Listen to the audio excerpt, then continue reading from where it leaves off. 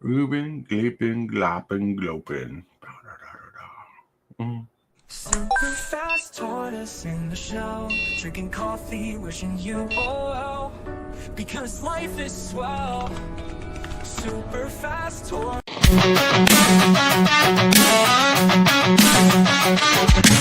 Start the morning with coffee in your cup. Time to hang out with friends and chat it up. Bring a smile and good luck. Hit that like button and let's chat it up. Good times start with us, you and me. Good morning, everybody. Good morning, welcome to the morning coffee show. Let's talk from in the shell and share good vibes and good times. Friends and trends have been the senses. Let's get up, it's senseless. Welcome to the morning coffee show, where we bring good vibes and good times. Welcome to the morning coffee show with Super Fast Tortoise. Welcome to the morning coffee show, where we have the flow. Hey, everybody! I want to know, whoa, if you're going to party it out, party. I want to party it out, party it out with Hillbilly and Lone Wolf. Will there be another? Who knows? Maybe Matt Saxon will just pop in like he magically does. And I can't type fast enough for you guys. Yep. I don't know. I wanted to give a special shout out to Captain Waffles today. He hopped in the chat. Whoa. So, Captain Waffles, how you been doing, Captain Waffles? Yeah, we miss you. Hope you're doing good. Hope life is giving you the best of its spoils. Yeah. You know, you rock, you roll. And yeah. So today is a good day. It is a very cold day outside. The temperatures are frigid. I mean, like your sodas will probably pop and explode if you set them outside today. That's how cold it is. Definitely. Same here. I mean, we're 33 degrees, but it feels like 28. Those real feels will get you. Oh, yeah. Time for a science experiment then. Right? Yep. That's funny. Science experiment. Let's see how many cans of soda we can get to explode outside. Yep. Oh, and thinking of Captain Waffles. We got Captain Waffles here today. Oh. Hey. What's up? What's up? Nice to see you. Nice to hear from you. I know life's been busy for you, so I've been hoping it's been well. It's been, a lot of ups and downs, but that's life. But Right. I've definitely been working on some things behind the scenes and getting ready possibly to come back to the space after taking a much needed break. And yeah, probably come. It won't be this year. It'll be next year. But yeah. Cool. That sounds awesome, everybody. Welcome, Captain Waffles. It's been a while, so hey, we're so excited. And today we got an awesome topic. We're going to talk about the scope of your commander deck. We kind of covered it before, so we're going to cover it again for the new people out there who don't know, who might want to know this stuff. Plus, we got people who've been growing in the deck building space who might have some stuff to offer. People who've been in more aggressive and competitive deck building. These tips that we're going to share with you today are going to be there for you. This is going to be good. It's more for the beginner, the people who are getting into the game. We want to make your deck building skills much better. Yeah. But anyways, how are you doing, Hillbilly? Doing all right. This is a very interesting subject to me because I'm sort of feel like a beginner with my commanders still. Mm-hmm. Oh, yeah.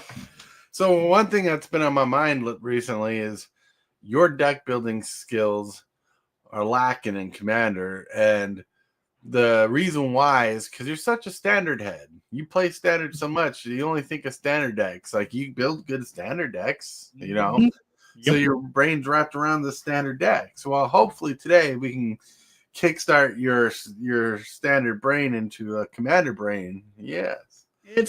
I find it kind of hard for me just because of the simple fact I keep thinking standard all the dang on time. Right. Yeah, Shamanuchi. He says, yes, I'm a beginner and I'm ready for this master class. Well, it's a master class in beginner stuff. And, thanks to Lone Wolf for inspiring this. I had him watch an old video a while back ago that I did, and it helped him with his deck building process and thinking thoughts and whatnot. So we're hoping to bring it back and spice things up. Cool. Yeah. Yeah. I actually had to search for that old video just to get a clip of what I'm trying to get. But anyways, my friends, it is that time of day where we get to a special time of day where we talk about the card of the day. Let's get to it. Card of the day.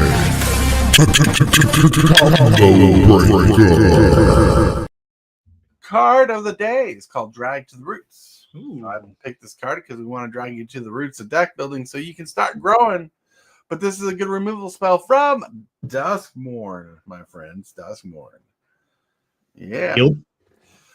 Drag to the Roots costs 2 generic, a black, and a green. But as Delirium says, this spell costs 2 less to cast as long as there are 4 more card types among cards in your graveyard, which is really cool. For 2 mana, you can destroy target non-land permanent. That's pretty solid. And it's instant.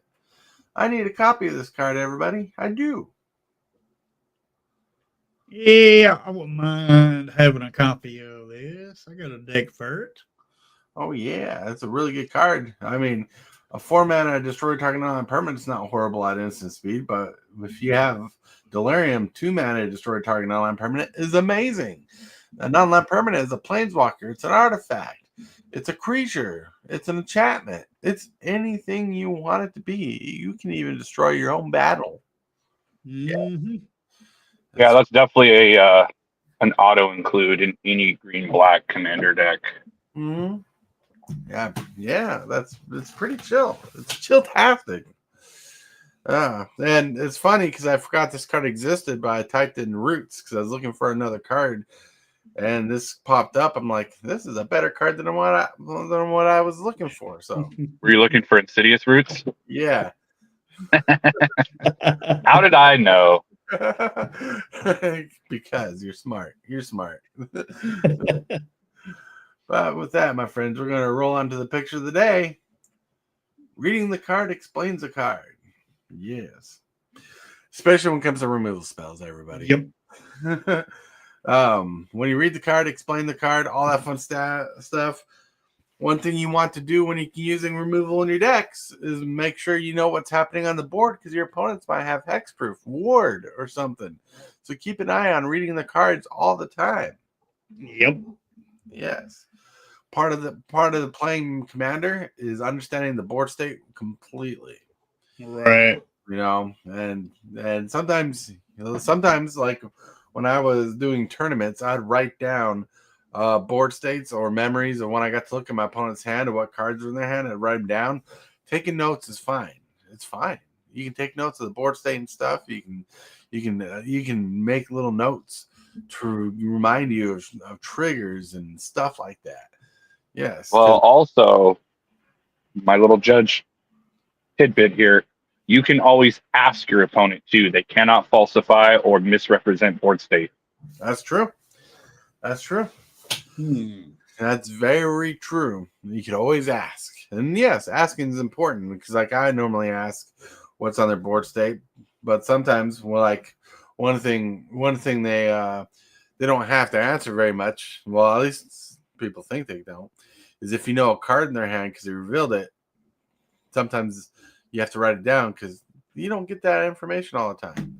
Because one of the things I learned when I was playing modern, or not modern, but standard, and Thoughtseize was in the format. We'd play Thoughtseize, look at our opponent's hand, then we would write down every card in their hand that we know of at that time, and make a little checklist whenever they played a card based off that list. So it gave you information, and trust me, my memory sucks. So writing notes can be very handy.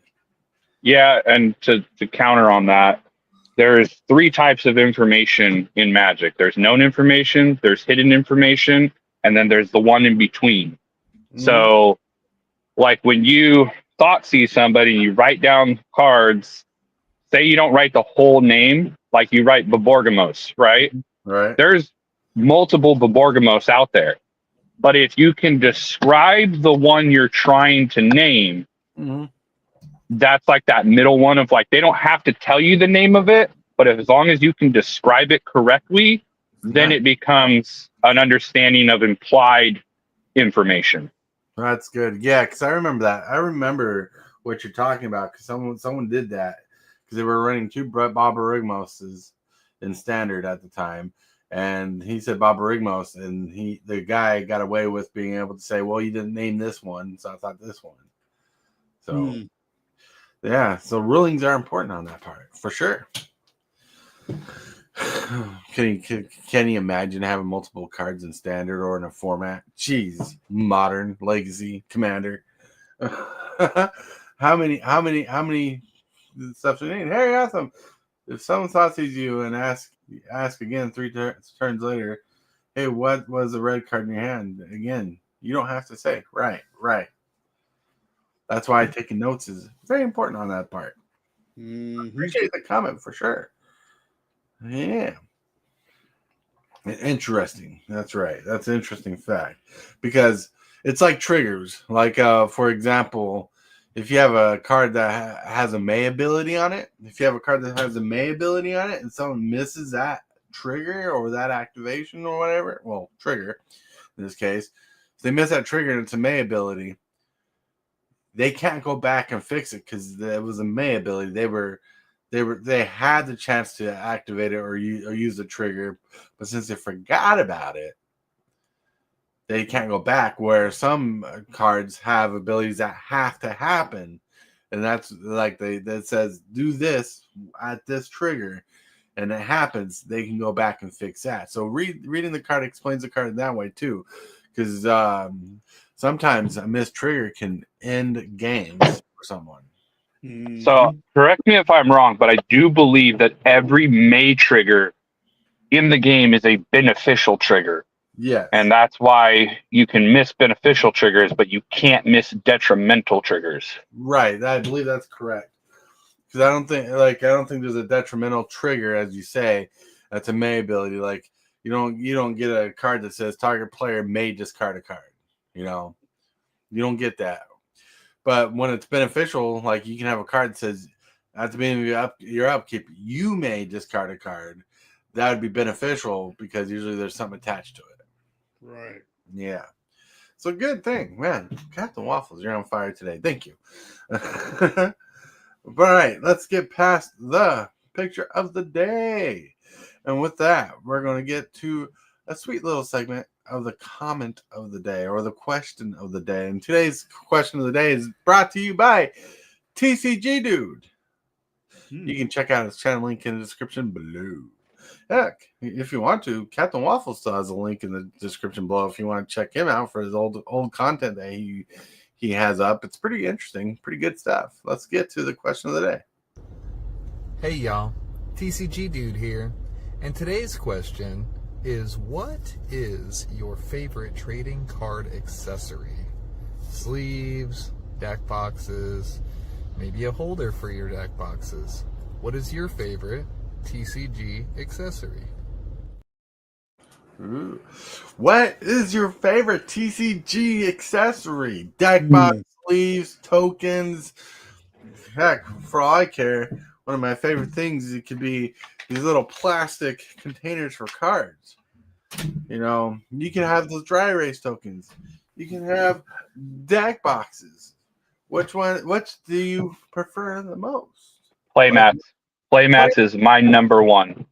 Woo-hoo! Yeah, playmats are awesome. You'll see in my next video that I upload.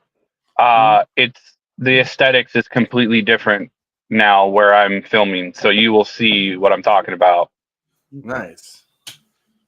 Right now, I would have to say sleeves. Is that because you need more sleeves? Always. Always. You can't have enough sleeves. All right. But, I mean, there's so much, but I guess I could say just the necessities. Mm-hmm. Because if you have sleeves, you got to have a deck box.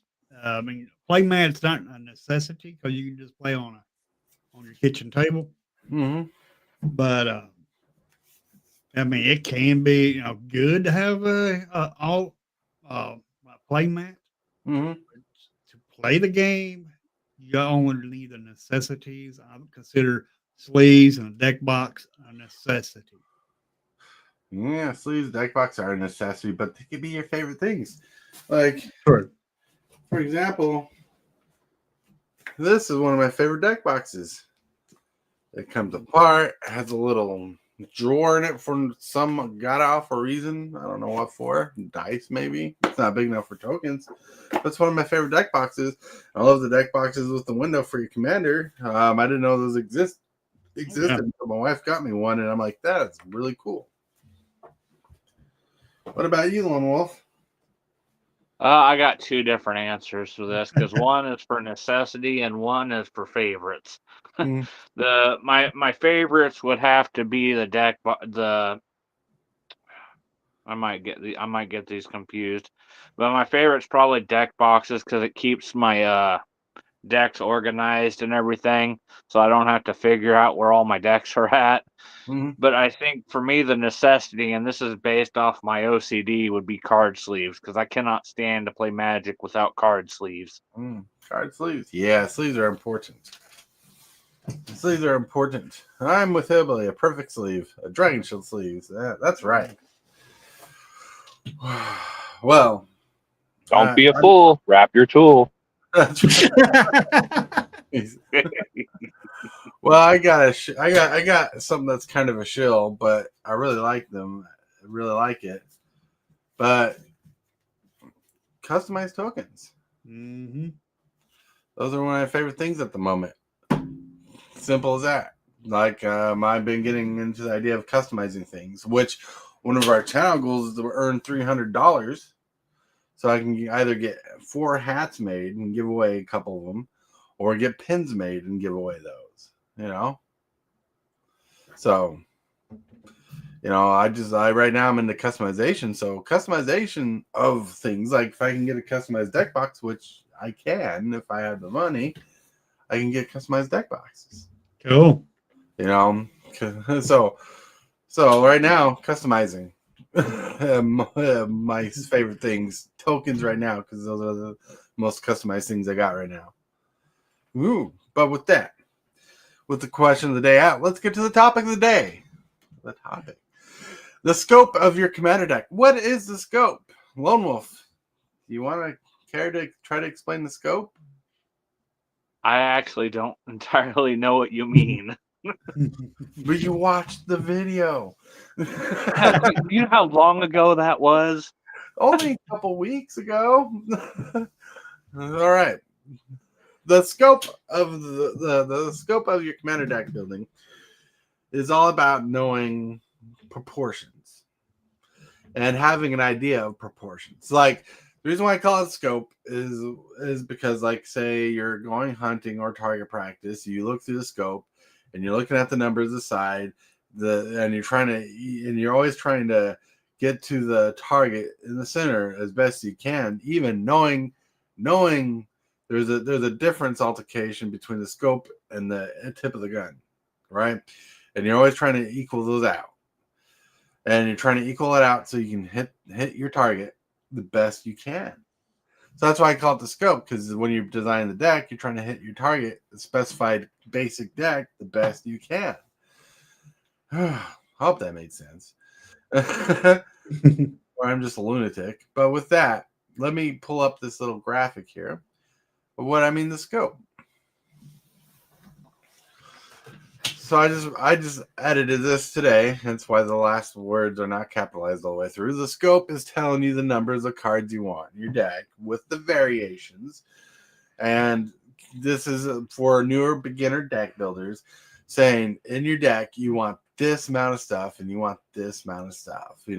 Saying the ideal perfect deck. Not really perfect deck altogether, but the dream of a perfect deck follows these kind of suits. In Commander, let's be specific. Commander, not standard. All right. The land count is like 37 lands. You want to run around 37 lands in your deck. Now, varying on the deck and the practice, you might change the number from 36 or maybe to 38. But 37 is a good even number. When you're starting to build a commander deck, start with 37 lands. Right? Like, because as you get into lands, and Hillbilly, this is for you. When you get into the lands and you start with 37 lands, and you start getting non-basic lands and certain non-basic lands for your deck, you want to keep this kind of number in your mind, your thought process. Because as you get better at deck building, you start thinking about what cards are in your deck. Like, for example, your mana ramp and draw cards, which is on this list.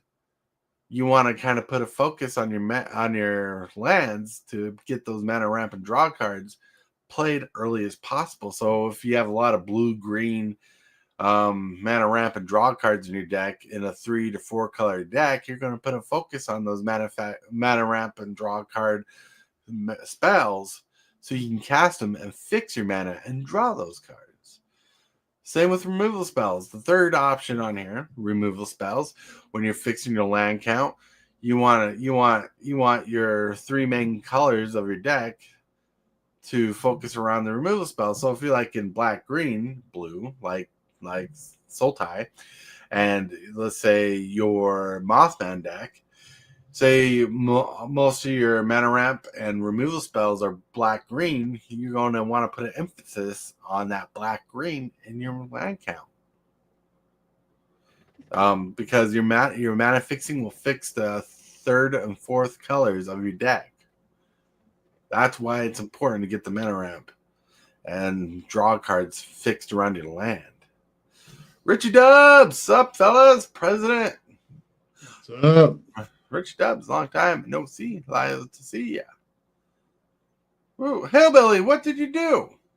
What? I'm innocent. Gifted 10 subs. And you're 15 months in membership. Nice. I'm surprised that didn't pop up on the regular. That's cool. Oh, well, let's see who got subs. We got Core, Posy Brown, Mr. Mimsy, Vampire, got Bearded Poketuber, got Metamana Malcolm, we got Loco Taco, nice. We got McTierney, and we got Richie Dubs, and we got CK. Oh, CK, nice. Pretty cool. Richie Dubs chilling. Thank you, Hillbilly. That's right. Thank you. I appreciate it. It's insane. All right, back to the topic. I appreciate that 100%. Supporting the channel, getting our goals set and going. All right. So, like I was explaining, the land count. The land count 37. You're going to put a focus on your mana ramp, draw, and removal. The colors of them, you're going to try to keep them in 2 colors. In 3 color decks, so you get the fix of it. You're gonna have more colors. You're gonna have more colored spells in your deck, like creatures and things like that, which you'll supplement for in your diverse gameplay strategy. Being if like your mana ramp is blue, black, green, and a lot of black, green, and a lot of your creatures are blue and blue, black, and blue, green. You're gonna fix your mana ramp, and you're gonna start working on your deck building skills accordingly to playing your fixing your creatures, and you're having your removals ready, because sometimes your opponents get better board state than you before, so you want to get around that. You want to work around that. Hence why they call me the king of board wipes, because board wipes take care of anything. Yep. Yeah, I'm kind of shocked it only says 8. Yeah, I'm shocked too. I thought it would say at least 15. Oh my lord. All right, so board wipes aside, my friends. Mana ramp and draw cards, you kind of want 12 of each, but 12 all together, right? But if you look at the little yellow text on the side, it says you want to sneak in more draw in your deck attached to other spells and abilities and effects. So you want mana ramp and draw spells, like 12 of them, but wherever you can on a creature, on a removal spell, on some different spell that helps your synergy and your deck building, you want to sneak in more draw. You want to get more cards in hand and constantly refill your hand so you're never dropping less than 4. As much You as can possible. even sneak your draw in on some of your mana ramp stuff, like Mind Stone and Commander Spear and a couple others. Great, Yep. great advice. That's right. Like, getting that draw is important. Drawing cards is one of the top things you want to do in Commander. Mana ramp is one of the top things you want to do in Commander. That's why in the scope I put both together. They're two different things, but they're equally important to me. Right. Because you want to be able to play the spells you're going to cast, especially the bigger spells later.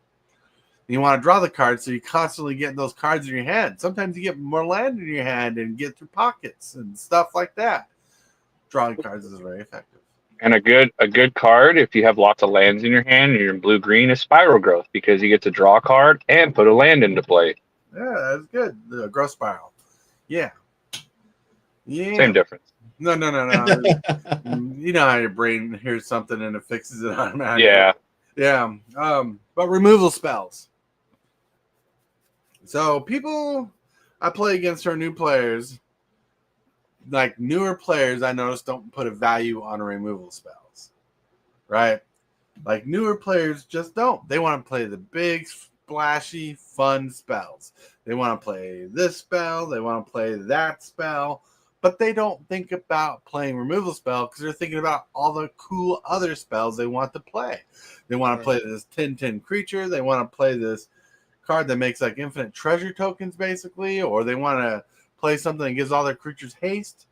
Or something that makes their deck more fun to play. More casual, right? All those Timmies. Yeah, all those Timmies love to build casual decks, pretty much.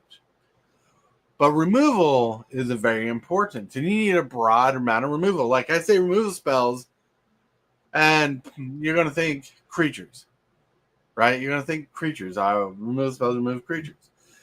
And you see I separate removal spells from board wipes. Like Architect puts all my removal spells with my board wipes. But I separate the two, and that's for a different reason. But you need removal spells that can take one or two different targets out. Like you got the red, black, green card from Ravnica. I can't remember the name, but it costs one generic of green and black and destroys target creature or enchantment. You want cards like that. You want cards like Beast Putrefy. Putrefy, thank you. Putrefy is a card. Then you want cards like Mortify. Well, that Mortify works too. Destroy target artifact or creature. I think I got those backwards. You did. Putrefy Putrefy is the artifact, Mortify is the enchantment. Yeah. But then you want cards like Generous Gift in your deck if you're running white, or Beast Within if you're running green, because it destroys target permanent, and target permanent can be land. Or even in blue, Pongify. Pongify! Well, yeah. Pongify is really good. Destroy target creature for 1 blue. Yep. Then makes a 3/3 ape creature token, I believe. Yes. Mm-hmm.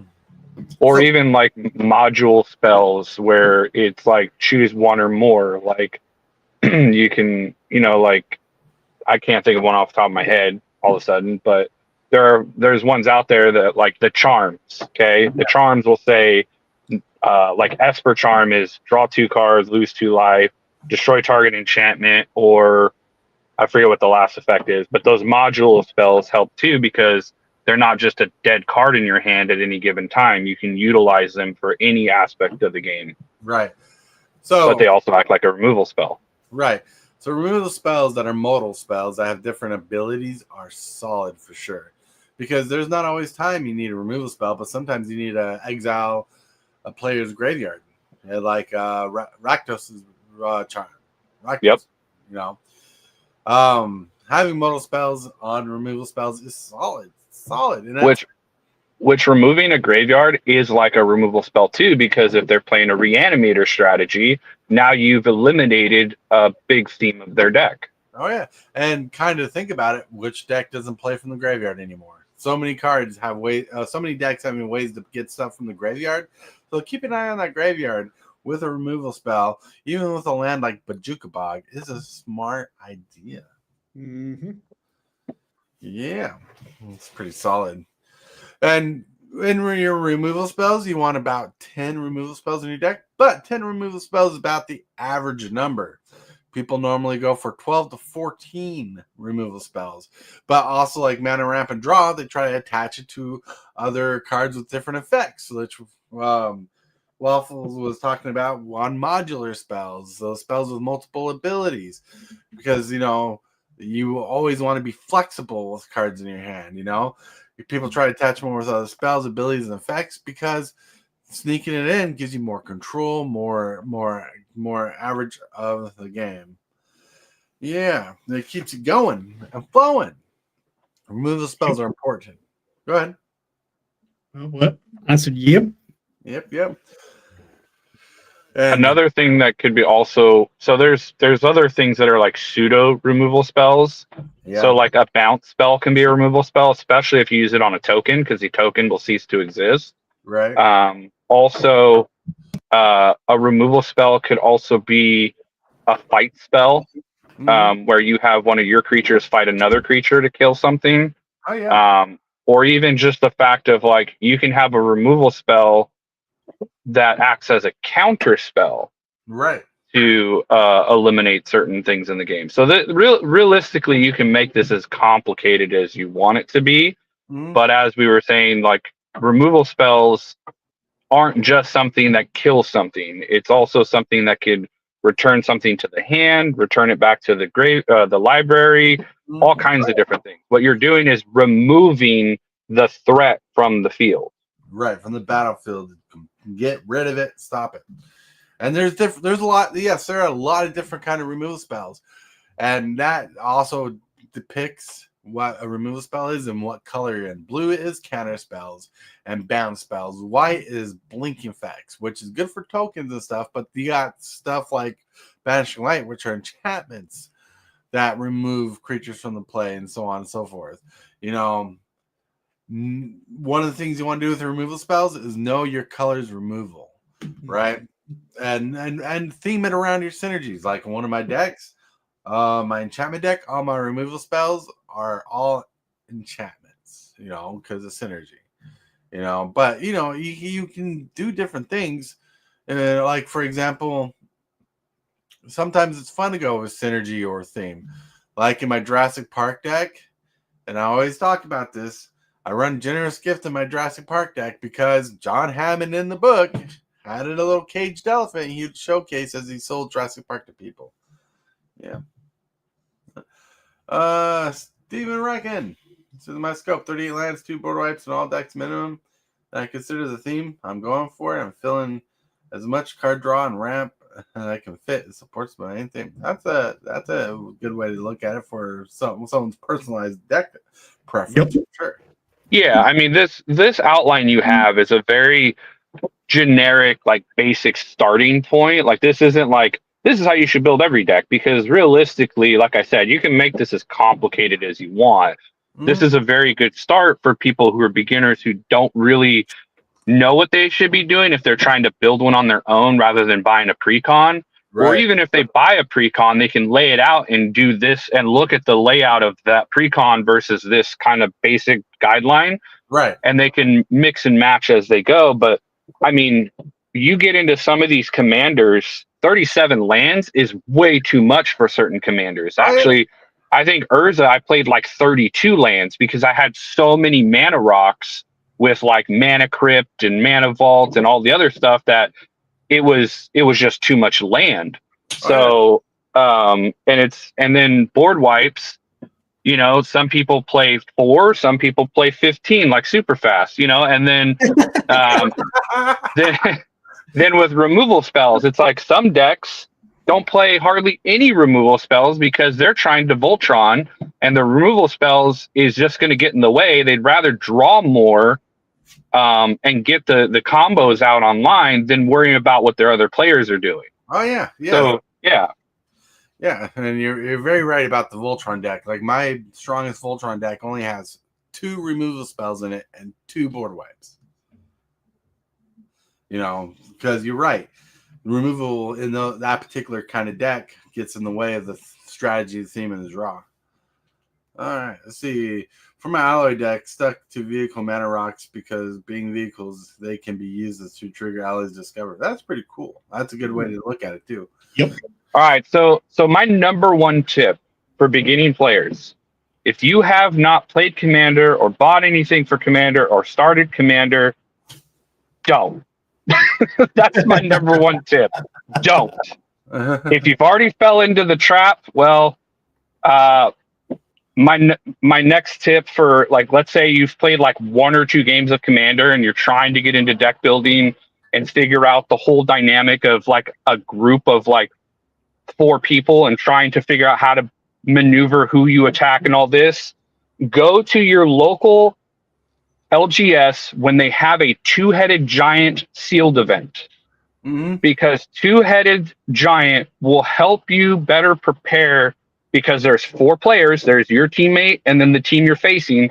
So it's already 4 players, but you have a partner and you learn the dynamics of certain cards that say each opponent or each player better when you have more people involved in the game. And with 2-headed giant, it helps you with deck building to learn how to build for multiple players versus a one-on-one game. I played a lot of 2-headed giant before I ever played Commander. Mm-hmm. And so when I went to Commander, it was an easy transition. Right. That makes sense. And, you know, playing the game more and more will help your deck studies better. Like, you'll study your deck, you'll study how it plays, you'll see how other people build their decks and what cards they use. Sometimes it'll give you inspiration for your deck building. You know, that's how it works. Mm-hmm. And 15 board wipes. I caught that. I heard you. I don't think I have a deck with 15 board wipes in it. I have a deck with 10. So you ain't got one with 15 in it yet. right. But anyways, Yes. I make the joke. Because we're on the board wipes. Board wipes. All right. So board wipes are a finicky thing. I say run 8 board wipes, and that's for the beginner. Because you know what? Beginners are going to need the board wipes. As you get better at deck building, you can add a little more, you can add a little less. You can take and shift, right? You can take and shift how many board wipes you want. Like, I have a deck that needs more board wipes in it. Like last night I needed a board wipe. And I have a deck that can't use a board wipe. Really. It's funny when you learn your deck and your deck styles, and when you build different decks and different strategies, you'll find out that your board wipes are very substantial to your theme for some decks, and for other decks it's not substantial. You know, like my Dragons deck runs a crap ton of board wipes. My Dinosaur deck runs 5 board wipes. My Rafik of the Mini deck runs 2 board wipes. And I'm saying this because the synergy, the theme, and the deck playability changes the amount of how many board wipes you need in a deck. So 8's just a starting number here. And most cases you want a really good one. Like, people will frown upon you if you play Jekyll Hops. But you play Damnation, people are fine with that. Day Judgment, Wrath of God, basic board wipes, things that destroy all your opponent's non-basic spells. Pretty good. Board wipes are usually fairly adjusted. And like, you'll play certain board wipes for certain strategies. Like in my Jurassic Park 5-color deck, most of my board wipes in that deck only affect my opponents. That's because I can play them for 5 mana. That's pretty solid. But you want board wipes to be able to reset the board and get your game back up. But that number will adjust. But with the numbers that you see on screen, that gives you a deck body of 32 cards to figure your deck out, right? So if you're running 12 mana rampant draw, 10 removal, and 8 board wipes, and 37 lands, you got 32 cards in your commander deck. 32 cards. That's not a lot of cards when you try to put together a commander deck outside of that scope, right? But like I said, when you're building your deck, you're going to try to sneak in spells and modal spells with mana ramp, draw, removal attached to it. So you're going to add more to that, but you want to keep your synergies inbound too, and you want to keep your theme inbound too, and that's where you get thick with your themes. Like, well, one of the things that people used to struggle with back in the day, where it's very hard to struggle with now, is consistency. There's so many repeat effects on cards and stuff. You can be consistent, because one of the things you want to do when building your commander deck is have that consistency. Hence the numbers to the removal, mana ramp, and draw. That's one of the things you want to work with, and you want to. And one of the big tips for newer players is you want your mana ramp, draw, and removal spells to be as cheap as possible. That 32 isn't including the commander, correct? If I did my math right. Right. Okay. Yep. Also, you get an experience. You get familiar with more variety of board wipes than can be one-sided, like board wipes for non-tokens only. Oh yeah, and the This Matters wipe. That's right. There's all kinds of board wipes. Like austere command too. If you're playing like a weenie deck, you can choose 4 or greater on mana cost, and it wipes everything but you. Right. And then my personal favorite, but it hits everybody, is Farewell. Yeah. Farewell is a really good board wipe. It's it's on the annoying spectrum of Cyclonic Rift. Yep. And that's good. Like, we needed one of those apparently, and it's ruining games for everybody. No I'm kidding. Farewell. So Farewell's I have to ask this because you said it. Since when is Jockle Hops frowned upon? well, it's frowned upon when people's lands are destroyed. Yep. Oh, just had to make a little joke. I know. I mean, you sent me the card as a fun collector's gag, so I get it. I mean, don't get me wrong, I love the card Jockle Hops. It does everything I want, but not everything everybody else wants. But anyways, so this scope is here to explain the basics, the super basics. And so what this does is it gives you room to know how many cards are in your deck, basically, and what kind of synergy you want to throw in your deck.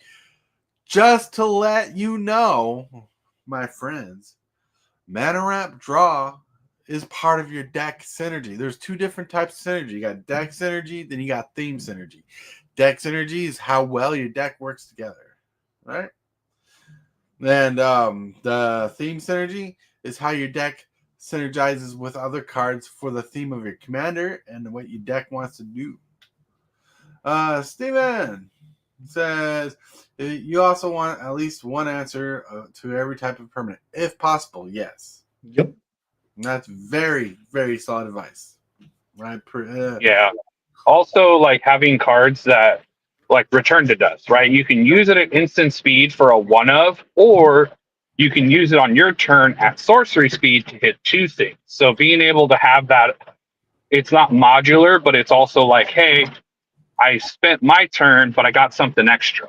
Oh yeah, I swear that's one of Hillbilly's favorite cards. He plays it all the time. Yep. Somehow, when he's running his vampire deck, like every time, like he plays vampire deck. That's one of the cards he consistently gets. It's been a while since I played that deck, though. Right, but memories. Yeah, but anyways, so my memories or trauma. Both. like you know, it's how you get your nicknames, right? The trauma of things, like, you know, they call me the board wipe king because how many times can Tortoise board wipe? Well, how many times can Hillbilly destroy? Kind of curious to know what mine was. Your decks were pretty well solid at being different and having a power level above approach. Like, you can tell you're a pro player by the way you build your decks, because you can pilot 2 different decks and be strong with it. So you were good with removal, but you had one deck that made everything. You had one deck that you played that had made everything indestructible or consistently returned sagas from your graveyard to the play and did all that kind of stuff. Then your artifact deck. Well, I guess the biggest thing based off based off your habitual behaviors is you could fill a board super quick. Yep.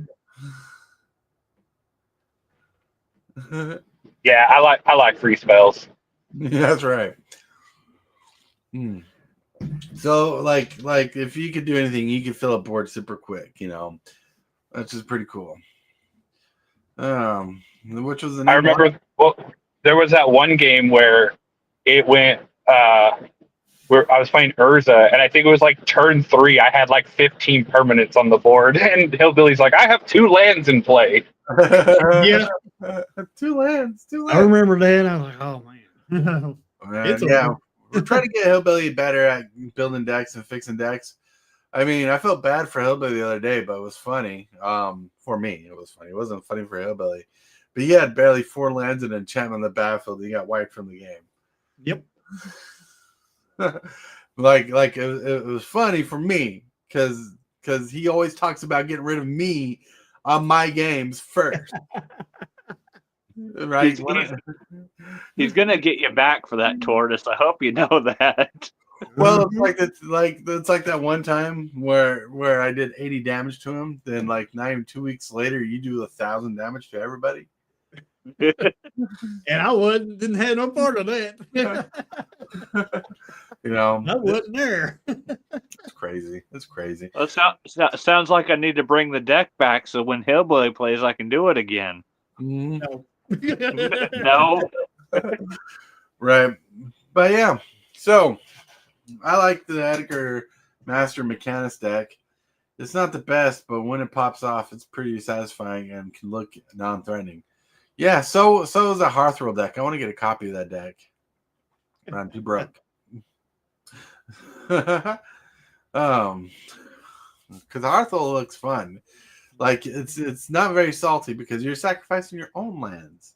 You're not destroying other people's lands. Isn't that right, Mr. Land Destroyer down there? That's not necessarily true because I could destroy people's lands if I wanted to. Yeah, Strip Mine and Dust Bowl or whatever it's called.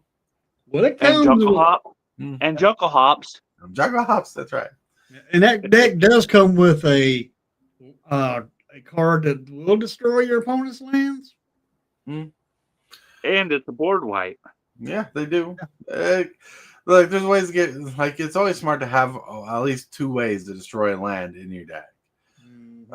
Steven says, like last game I played, the guy before me all out against the other guy next to me, not realizing that I could swing for 22 commander damage unblockable. That's insanity. Insanity. Yeah. Yeah, see, if I'm destroying lands, I'm winning the game because the only way I ever did it was having a Darksteel Forge, Mycosynth Lattice, and go destroy all artifacts, and everything just died, except my stuff. Wow. All right, Lone Wolf, don't put that in your idea list. Just keep that It's already in the deck. That was funny.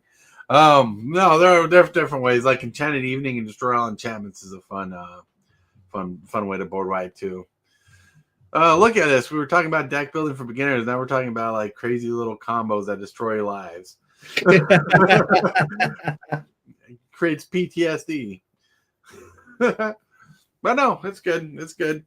But yeah, so I really hope today's episode was really good for you guys and like good for the new beginner. Whoever watches this, hope you guys get some good inspiration for that newer beginner player, deck builder, precon builder.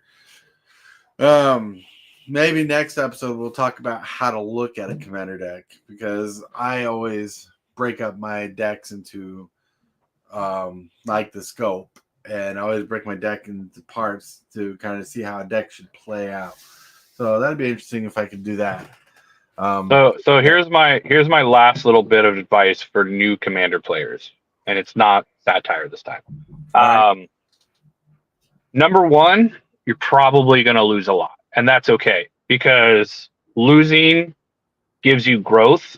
You learn from your mistakes. You learn from the players that you're playing against. So go into it knowing that you might be getting really like raffle stomped, Right. but take notes. Learn what cards people are using and what you could possibly put into your deck and what synergies you can do. And if those players are going to offer you advice, you know, listen to it. You don't have to take all of it, but take note and listen to what they're saying and kind of mull it over as like, you know what, that could work. Or, you know, not everything somebody gives you is great advice, but, you know, at least listen to it to see what you could possibly learn. Because back in my early days before Commander, when I used to draft, I was a terrible drafter, like god awful. Like how you were explaining earlier, Hillbilly's a really good standard player, and standard doesn't transition well into Commander a lot of the times. Right. Same thing with draft. Draft and standard, completely different formats. And I drafted as if I was playing standard, and I learned that the environment of draft is completely different than standard. Same thing with the environment for Commander is completely different than standard, modern, legacy, whatever. One-on-one, completely different than for free-for-all. So, just pay attention to your opponents, see what they're doing, learn as much as you can, because the more people you play that are better than you, the more you're going to grow if you keep your mind open and pay attention. Right. One thing I want to know is drafting actually helped me become a better Commander player, and that's because it's similar to a singular format. Well, yeah, like so drafting helps, I think, every aspect of the game for you, for anybody, because you have to read the cards, you have to dissect the card, you have to understand if it has validity or usefulness in that format. But then also when you read it, you're like, when you've played long enough, you're like, oh, this is definitely a Commander card, or oh, this is definitely a modern card, or oh, this will fit well in my draft deck. Right. Like you definitely learn how to evaluate cards on a level of like, this isn't good in draft, but man, this is going to be amazing in my such and such Commander deck. Right. Or this will be better in standard with multiples. Yep. Because like one thing you learn in limited is some cards like Liliana the Veil is not super powerful by herself in limited. She can be, but when there's multiples of her, she's better. And meaning in Commander, which has a higher stake, she's not as good as a single of. So it's interesting what you can learn. And yes, to make a joke, Hillbilly's been learning a lot lately. And we're trying to get Hillbilly to learn more. I'm going to try. We're trying. I am going to try. But he'll get another chance to learn tonight when we play some Commander. But, Oh, yeah. But anyways, my friends, it is time of the day where we get to a specific little part of the show where we get to Hit that subscribe button. Become a part of the creep. Too much to take. Show is lit. MTG3, are you game? Rise, creep, rise, building a following as we game. Spitting fire like a dragon, no one can bring us down. MTG3 in the house, we own this town. Ripping through the beats with a fury. woo, everybody. Chill out, relax. Come on, we're in the chill section, the thrill section, the section where you can find out where you can find us if you want to watch our community or just grow Lone Wolf's channel for no reason because he ain't streaming anything. For now. For now. But anyways, we're going to start with Lone Wolf to talk about what he wants to talk about. Hey, everybody. Thanks for having me on. I appreciate it. And I don't have the link, but I'm going to give everybody a little bit of an update on our GoFundMe. We are actually close to our first goal, and I just wanted to say thank you to everybody who has helped and helped spread the link. We are still trying to look out for an apartment to get that ball rolling, but we're getting closer to our first goal. So, like I said, I appreciate that. And then let's get Hillbilly and Tortoise up to 1,500 subscribers. We're getting pretty close on them, I think. All right, your GoFundMe link is in the chat. If anybody wants to help by donating or sharing the link. All right. And with that, we're going to roll over to Captain Waffles. Well, like I said earlier, I've just been kind of on a hiatus and dealing with a lot of personal stuff in life. And, you know, I want to get back into it. Just figuring out what direction I'm going to take the channel. Because, little spoiler, I have sold all of my physical Magic cards. I am no longer playing physical Magic as of right now. I still play Arena, but I'm taking a new approach to some things in my life. And even though Magic has been part of my life for over 25 years, I feel like it's time to move on from it in a way that's just different. So I'll still put out some content here and there for Magic and talk about it and shame Hasbro and all that. But it's yeah, I'm probably after the start of the year, so be on the lookout for after the 1st of January. Yeah, that sounds good. Like you don't have to do Magic content to chill out with us, you know. Oh no, I mean if you've watched some of my older videos, it has nothing to do with Magic. So yeah, true. And with that, we're gonna roll over to Hillbilly. Hey, everybody. This afternoon, I will be around 2 o'clock. I will be doing another arena stream. And if you ever want to be a part of a stream, you can come to my channel and be a part of my Discord, because I'm always throwing out the Discord link. Then you can jump into the Discord under chat room in there, talk chat room, and join in on the stream. And we can brew a deck together, or you can just hang out there on the stream. And the stream's going. I got the game playing into the Discord, so you don't miss any of the action or anything like that. But that option is always there, and that's all I got planned for today. All right. My friends. Everybody, Super Fast Tortoise here. Yeah. Tonight, 7 p.m. Central Standard Time, we're going to try to play some Bracket Commander. Well, I don't know if it's Bracket 3, Bracket 4 yet. I'll figure it out tonight. But if you're part of the Discord and you're subscribed to the channel and you got a setup for Spell Table, possibly you can play with us, because we appreciate it when you guys play with us. You know, we just love it.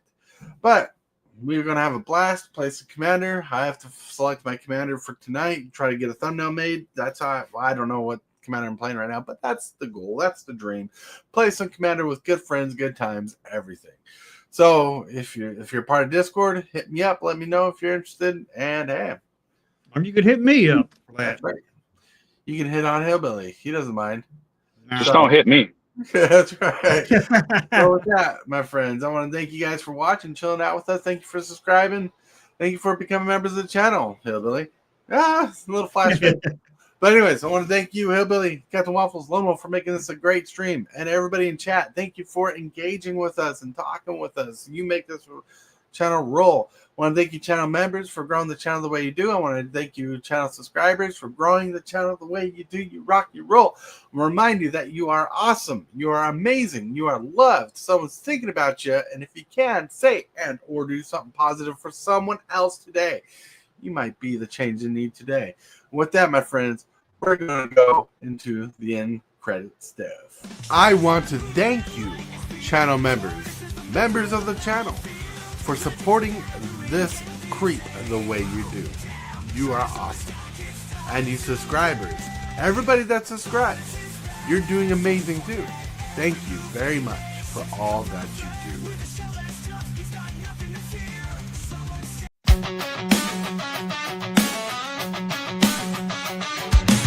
Start the morning with coffee in your cup. Time to hang out with friends and chat it up. Bring a smile and good luck. Hit that like button and let's chat it up. Good times start with us, you and me. Good morning, welcome to the